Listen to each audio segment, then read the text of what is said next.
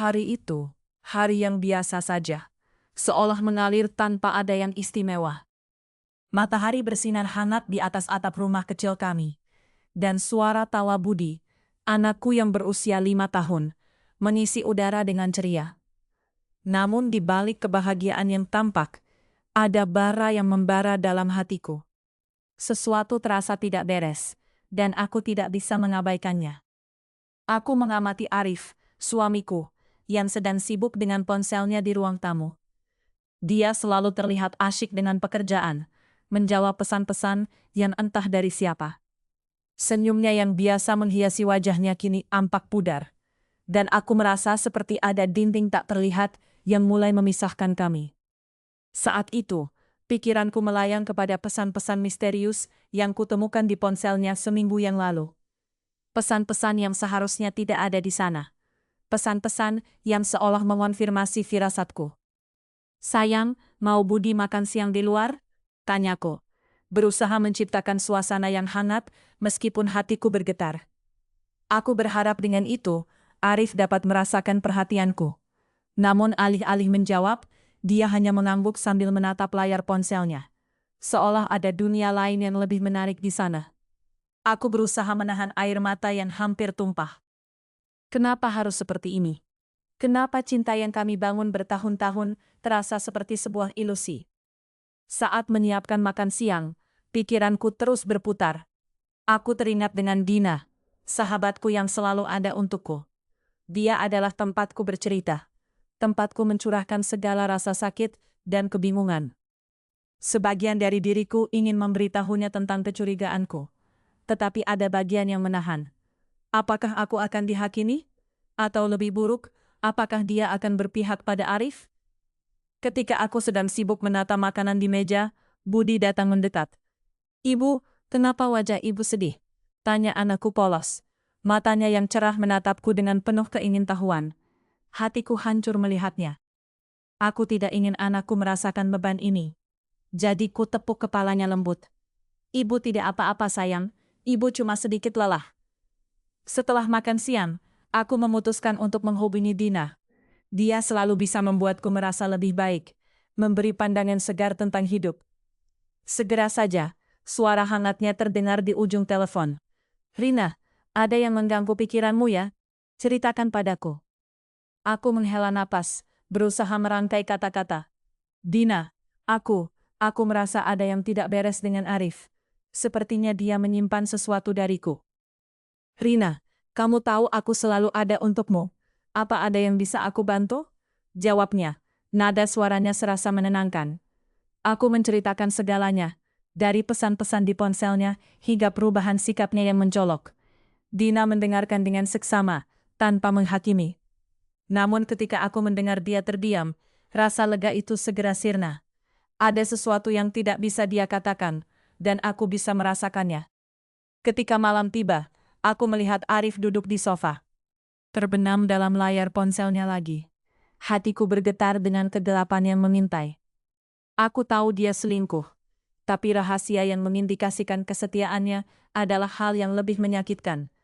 Rahasia ini akan menghancurkan semuanya, dan mungkin, hanya mungkin, aku harus siap menghadapinya. Hujan, rintik-rintik menggantung di luar jendela, menambah suasana suram di dalam rumah. Aku menatap foto-foto yang terpapar di layar ponselku. Jari-jariku gemetar saat melihat senyum lebar Arif yang terpampang di samping Tina.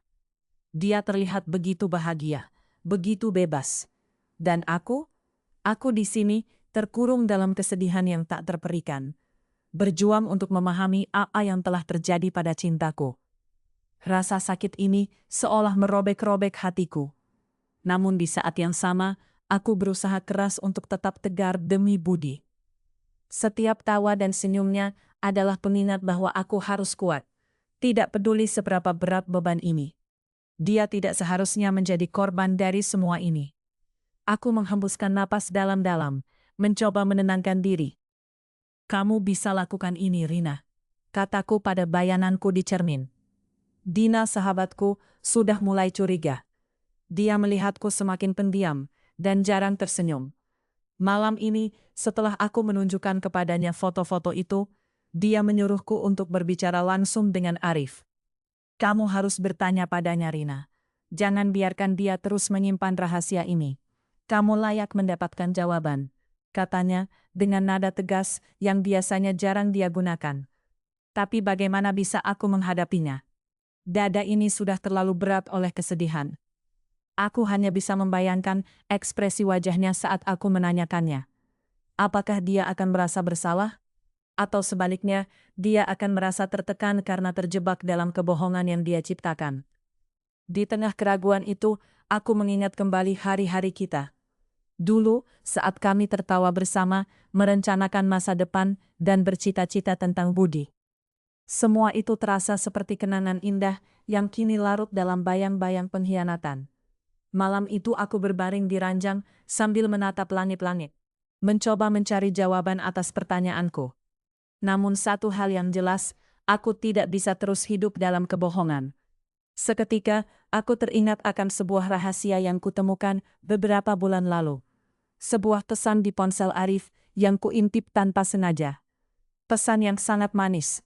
Pun ada ungkapan cinta yang ditujukan kepada seorang wanita. Saat itu, aku pikir itu hanya candaan atau godaan biasa. Kini, tampaknya semua itu tidak bisa lagi dianggap remeh. Keesokan harinya, dengan tekad yang membara, aku menunggu Arif pulang. Suaraku bergetar ketika dia melangkah masuk. Senyum yang biasanya membuatku berdebar, kini terasa hampa. Kita perlu bicara, kataku, menatap matanya yang penuh kekhawatiran. Dia mengangguk, dan kami duduk di ruang tamu. Ada yang ingin kau sampaikan? Tanyanya, suaranya terdengar tenang, namun aku bisa melihat kegelisahan di matanya. Ya, tentang hubungan kita. Dan tentang Tina, jawabku, berusaha menjaga nada suaraku tetap stabil meski hatiku bergetar. Dia terdiam sejenak. Dan dalam momen itu, aku merasakan beban di antara kami semakin berat. Rasanya seperti sebuah peluru tajam terbang dengan cepat, menghujam langsung ke jantungku. Inilah saatnya, aku harus menghadapi ketidakpastian ini. Aku mengambil napas dalam-dalam, bersiap untuk mendengarkan kebenaran. Apapun itu. Arif, aku tahu segala sesuatu tentang kamu dan Tina. Dan ada sebuah rahasia lain yang lebih menyakitkan. Arif, aku tahu segala sesuatu tentang kamu dan Tina. Dan ada sebuah rahasia lain yang lebih menyakitkan. Suara itu terkatung-katung di antara kami, menggantung di udara seperti kabut tebal yang tak kunjung hilang. Ketika kata-kata itu keluar dari mulutku, hatiku bergetar dan seluruh dunia seolah terhenti. Kami berdiri di ruang tamu yang seharusnya hangat dengan tawa dan kenangan, namun saat itu terasa dingin dan kosong. Arif, suamiku, berdiri tegak di depanku. Matanya melebar, seolah tak percaya dengan apa yang baru saja kudengar. Rina, apa yang kamu maksud? Suaranya bergetar, campuran antara ketidakpastian dan ketakutan. Namun aku tahu, jauh di lubuk hatinya, ia sudah siap untuk mendengar apa yang akan aku ungkapkan. Jangan bermain-main, Arif. Aku tidak ingin mendengar kebohonganmu lagi. Aku lihat pesan-pesanmu dengan Tina. Aku tahu tentang pertemuan-pertemuan rahasia kalian, kataku, berusaha menjaga suaraku tetap tegas, meski air mata sudah menggenang di pelupuk mataku. Setiap kata yang terucap adalah luka. Setiap pengakuan adalah pisau yang merobek hatiku. Dia terdiam. Dalam hening itu, tampak jelas betapa berat beban yang ia bawa. Akhirnya, Arif mengangguk perlahan, seolah sudah tak bisa lagi menghindar. Rina, aku minta maaf. Aku tahu aku salah. Tapi, suaranya hampir tak terdengar, seolah takut untuk melanjutkan. Jangan berikan alasan, Arif, seruku. Suaraku berubah menjadi suara yang lebih tinggi, penuh emosi. Aku hanya ingin kejujuran. Apakah kamu mencintainya? Pertanyaanku menggema di antara kami, dan aku merasakan hatiku berdesir sendirian ketika menunggu jawabannya. Aku tidak tahu. Aku terjebak dalam rutinitas, dan Tina, dia hadir ketika aku merasa kesepian, Arif mengaku, dan setiap kata yang ia ucapkan seperti menambah kepedihan di hatiku. Tapi itu tidak berarti aku mencintainya lebih dari kamu. Kamu adalah segalanya bagiku, Rina. Sebuah tawa pahit keluar dari bibirku. Segalanya? Berapa banyak lagi yang perlu kamu hancurkan untuk mengatakan itu? Cinta bukan hanya tentang kata-kata, Arif. Aku merasa terpojok dalam perasaanku sendiri. Keberanianku untuk menghadapi kebenaran ini membuatku semakin merasa kehilangan dia. Di tengah badai emosional itu, suara Dina, sahabatku, tiba-tiba menghentikan semua isi pikiranku. Rina, tunggu, aku juga perlu mengungkapkan sesuatu. Dia maju, wajahnya pucat dan penuh rasa bersalah. Aku pernah jatuh cinta pada Arif. Segala sesuatu di sekelilingku bergetar, seolah dunia berputar lebih cepat. Apa yang kamu katakan? Suaraku bergetar, dan aku merasa dikhianati bukan hanya oleh suamiku, tetapi juga oleh sahabatku sendiri. Dina, bagaimana bisa kamu melakukan ini padaku? Mengapa baru sekarang kamu mengatakannya? Aku merasa semakin terasing, seolah seluruh dunia menjauh dariku. Karena aku tidak ingin menyakiti kamu, Rina. Aku berjanji tidak akan pernah memisahkan kalian. Tapi aku tidak bisa terus menahan perasaan ini. Dina menjelaskan. Air mata mengalir di pipinya. Sekarang, di hadapanku ada dua orang yang paling kupercayai. Tetapi keduanya menjadi sumber sakit hati. Di saat paling gelap ini, aku merasa kehilangan arah. Siapa yang benar? Siapa yang bisa kupercaya? Ketika semua fondasi kehidupanku runtuh, satu hal yang pasti. Aku harus memilih jalan yang tepat untuk diriku dan Budi. Di saat paling gelap ini, aku merasa kehilangan arah. Siapa yang benar? Siapa yang bisa kupercaya? Ketika semua fondasi kehidupanku runtuh, satu hal yang pasti. Aku harus memilih jalan yang tepat untuk diriku dan Budi. Hari-hari berlalu, dan aku mulai merasakan ketenangan yang tidak pernah kumiliki sebelumnya. Mungkin ini adalah cara hidup yang baru. Satu yang tidak terikat pada bayang-bayang pengkhianatan Arif. Aku memutuskan untuk memberi waktu pada diriku dan Arif. Waktu untuk merenung, untuk mencari tahu apa yang sebenarnya kami inginkan. Keluargaku adalah prioritas utamaku, dan Budi adalah sinar harapan di tengah kegelapan ini. Budi, si penghibur kecilku, tidak tahu akan kesedihanku. Dia adalah cahaya dalam hidupku, dengan tawanya yang ceria dan kepolosannya yang menenteramkan hati. Setiap kali aku memandang wajahnya, hatiku retak seolah mengingat betapa indahnya hidup saat cinta sejati ada. Aku berusaha tersenyum dan menjadi ibu yang baik untuknya, meskipun jiwaku terasa hampa. Arif, di sisi lain, berusaha sekuat tenaga untuk mengubah kesalahannya. Dalam pertemuan-pertemuan kecil di rumah, aku bisa melihat betapa dia berjuang. Dia mencuci piring, menyiapkan makanan, dan bahkan mengajak Budi bermain. Namun, di balik semua usaha itu, rasa sakitku masih menggerogoti setiap detik yang berlalu. Apakah semua ini tulus? Ataukah hanya sekedar usaha untuk menebus kesalahan? Suatu malam, saat Budi sudah terlelap dalam tidurnya, aku duduk sendirian di teras rumah. Udara malam terasa sejuk, membawa aroma segar dari kebun di sebelah. Dina datang berkunjung, dan meskipun aku menghargai kehadirannya, ada sesuatu yang mengganjal dalam hatiku. Dia selalu menjadi sahabat terbaikku, tetapi aku mulai merasakan ada yang tidak beres, seolah dia menyimpan rahasia yang lebih dalam daripada perselingkuhan Arif. Dina, kataku perlahan, apakah ada sesuatu yang ingin kau ceritakan padaku? Aku tahu kau selalu mendukungku, tapi... Dia menundukkan kepala, dan aku bisa melihat ketegangan di wajahnya. Rina, suaranya bergetar. Aku ingin kau tahu bahwa aku selalu ada untukmu, apapun yang terjadi. Tapi ada hal yang perlu kau ketahui tentang Arif dan Tina. Hatiku berdebar mendengar namanya. Apa yang kau maksud? Dalam hidup ini, terkadang kita terjebak dalam situasi yang sulit. Aku tidak ingin kau menderita lebih dari yang sudah kau alami. Aku tidak tahu bagaimana kau akan menerimanya, tapi aku punya informasi yang bisa mengubah segalanya. Aku menarik napas dalam-dalam. Rasa penasaranku campur aduk dengan ketakutan. Bicaralah Dina, apa yang kau tahu? Dina mengangguk, lalu mulai bercerita. Setiap kata yang keluar dari mulutnya seperti pisau yang mengiris hatiku.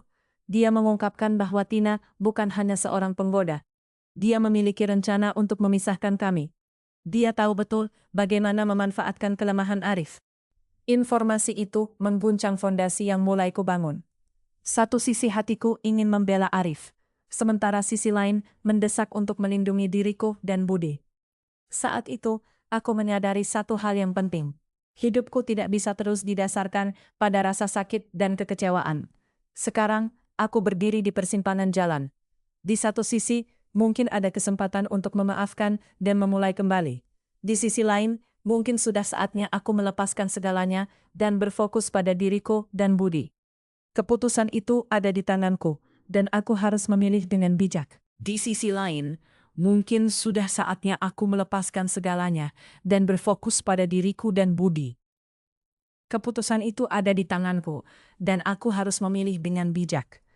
Namun, saat malam itu tiba, saat bulan bersinar lembut di luar jendela, hatiku bergetar dengan dilema yang tak terhindarkan.